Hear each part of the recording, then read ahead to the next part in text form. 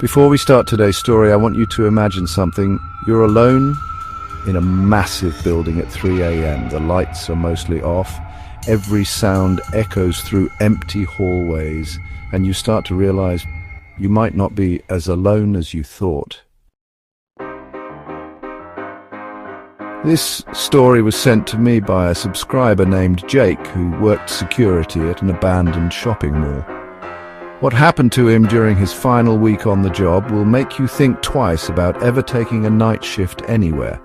So turn off your lights, put on your headphones, and let's get into it. Jake had been working security at Oakwood Mall for about 6 months when the announcement came down that the place was finally closing for good. The mall had been dying a slow death for years.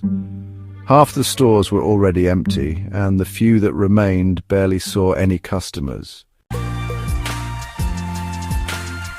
The management company needed someone to watch the place during the final month before demolition crews moved in. Since Jake had been there the longest and needed the money, he volunteered to be the sole overnight security guard. The pay was good. Double his usual rate, but he'd be completely alone in the building from 10 p.m. to 6 a.m. The first few nights were actually peaceful. Jake would do his rounds, check that all the entrances were locked, and spend most of his time in the security office watching Netflix on his phone. The mall was eerily quiet, but he'd worked plenty of overnight shifts before. He was used to the strange creaks and settles that old buildings make. But on his fourth night, something changed. Jake was doing his 2 a.m. patrol when he heard it. The sound of the old fountain in the center court turning on. That fountain had been broken for over a year. He'd seen maintenance guys look at it dozens of times, but they'd given up trying to fix it months ago. When he got to the center court, the fountain was running. Water was cascading down the tiers, and the colored lights underneath were cycling through blues and greens just like they used to. Jake stood there for a full minute, trying to figure out how it could possibly be working. He called his supervisor, but it went straight to voicemail. So he found the fountain's electrical panel and switched it off. The water stopped, the lights went dark, and the mall returned to its usual silence. The next night, Jake made sure to check the fountain during his first round at 11 p.m. It was off just as he'd left it, but when he came back at 1 a.m., it was running again. This time, he didn't just turn it off. He unplugged the entire electrical connection. There was no way it could turn on without power. At 3 in the morning, he heard the familiar sound of water flowing. Jake practically ran to the center court, and sure enough, the fountain was running. But that wasn't the worst part. The worst part was what he saw sitting on the edge of the fountain's lower tier. It was a small stuffed rabbit, the kind they used to sell at the toy store that had closed 8 months earlier. It was completely dry despite sitting right next to the flowing water, and it was facing directly toward the spot where Jake always entered the center court. Jake grabbed the rabbit and threw it in a trash can. He unplugged the fountain again and made a mental note to ask maintenance to physically disconnect the water lines. The 6th night was when things got really strange. Jake was in the security office around midnight when he heard music. It was faint and echoing, like it was coming from far away in the mall. It sounded just like the kind of generic pop music they used to play over the mall's sound system. He checked the audio controls in the security office, but, well, everything was switched off. The music was coming from somewhere else. Following the sound, Jake made his way toward the old Radio Shack at the far end of the mall. The music was definitely getting louder as he got closer.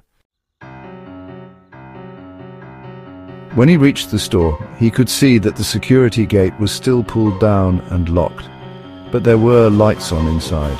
The music was coming from inside the empty store.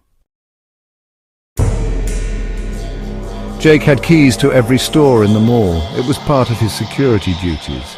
His hands were shaking as he unlocked the gate and pulled it up.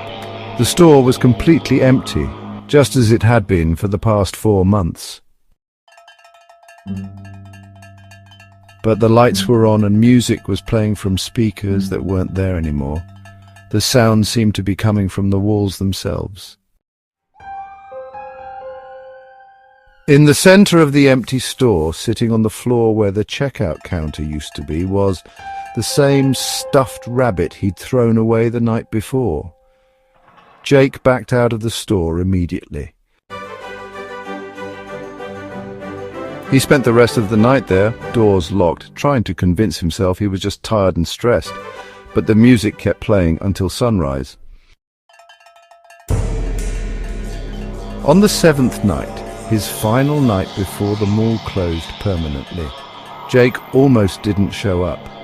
But he needed the money, and he kept telling himself it was all in his head. Maybe there were some electrical systems he didn't know about. Maybe the demolition crew had been in there during the day testing things. He arrived at 10 p.m. and did his usual perimeter check. Jake was actually starting to feel better when, around 1 a.m., he heard something that made his blood turn to ice. Footsteps. Not just any footsteps. The distinctive sound of multiple people walking through the mall. It sounded like the mall on a busy Saturday afternoon with, dozens of shoppers moving around. Jake grabbed his flashlight and left the security office.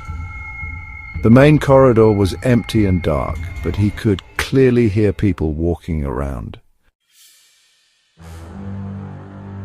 The sounds were coming from all directions, footsteps, quiet conversations, even the occasional laugh. As he walked toward the center court, the sounds seemed to move with him, always just around the next corner or in the store he'd just passed. He'd shine his flashlight toward where he heard voices, but, well, there was never anyone there. When he reached the center court, everything went silent.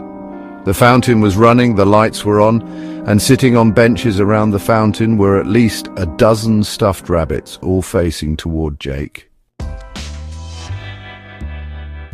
That's when he heard a voice behind him, a child's voice. "Are you the new security guard?" Jake spun around, and standing about 10 feet away was a little girl, maybe 7 or 8 years old. She was wearing a sundress and had a small purse slung over her shoulder, like she'd been shopping with her mum. "Sweetie, you can't be in here," Jake said, trying to keep his voice calm. "The mall is closed. Where are your parents?" The little girl smiled. "I've been waiting for someone to play with. It gets lonely here at night."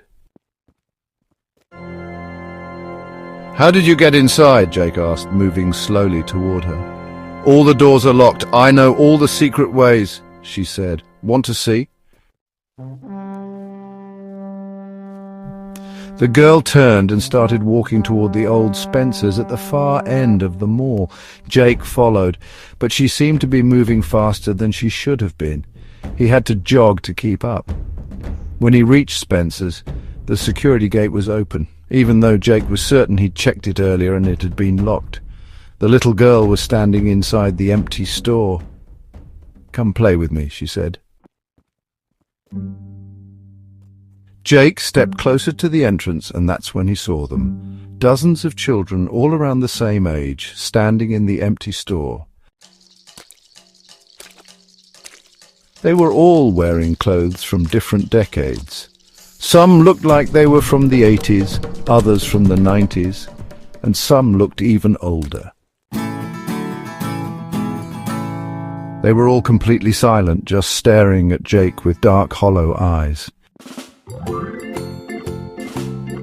"We've been waiting so long for someone to play with," the little girl said. "Will you stay with us?" Jake ran. He sprinted back to the security office, grabbed his keys and his jacket, and headed straight for the exit. Behind him he could hear children laughing and the sound of running footsteps, like a playground full of kids chasing after him. He made it to his car and drove home without looking back. The next morning, Jake called his supervisor and quit. He said there had been a family emergency and he couldn't finish out the week. 3 days later, Oakwood Mall was demolished. But Jake's story doesn't end there. About a month after the demolition, Jake was researching the mall's history online. He found an old newspaper article from 1987 about a gas leak that had happened during construction of the mall's expansion. The leak had gone undetected for hours, and several children who had been playing in the construction area with their parents had been overcome by the fumes. 8 children died that day. The article included a photo of the victims. Jake recognized the little girl immediately. She was the same child he'd seen in the mall, down to the sundress and the purse. But there was something else in the article that made Jake's hands shake as he read it. The gas leak had occurred in the exact spot where Spencer's would later be built. And according to the construction records, the children's bodies were never moved. The mall was built right over the area where they died. Jake never worked security again, but sometimes late at night he still hears the sound of children laughing and the splash of an old fountain that should never have been able to turn on. That was Jake's story.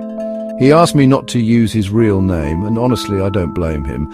I did some research on Oakwood Mall, and while I couldn't find the specific newspaper article Jake mentioned, there were several reports of, well, unusual incidents at the mall over the years. Security guards quitting without notice, maintenance workers refusing to work alone, and multiple reports of children's voices being heard after closing time. The mall was demolished in 2023 and a new shopping centre is being built on the same site. I have to wonder, when that new mall opens, will those children find new people to play with? If you enjoyed this story, make sure to subscribe and hit the notification bell. I post new horror stories every week. And if you have a scary experience of your own, send it to me. You might hear it featured in a future video.